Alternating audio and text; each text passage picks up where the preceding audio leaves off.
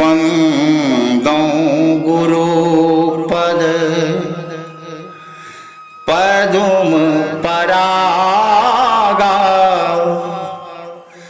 सुरुचि सुवास सरस अनुरागा अमिय मूरी में चूरन चारो समन सकल भवरोज परिवार। यही शब्द से रामायण रामचरितमानस का शुरुआत गोसाई बाबा कलखिन श्रीमद् रामचरितमानस के। ओम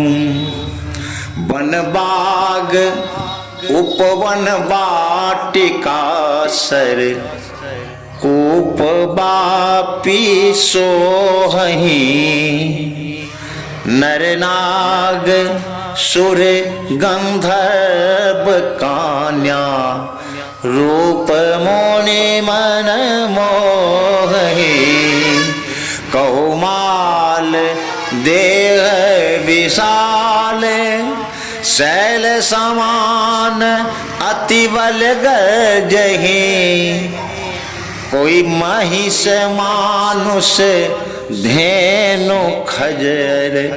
खल निशाचर भक्षहि यही लागी तुलसीदास इनकी कथा कछु एक है कही रघुबीर सरती रथ शरीरन त्यागी गति पै हैं सही पुर रखवारे देख बहु कपि मन किन्न विचार अति लघु रूप धरो ठीक है। बंदो गुरु पद पदुम परागा सुरुचि सुवास सरस अनुरागा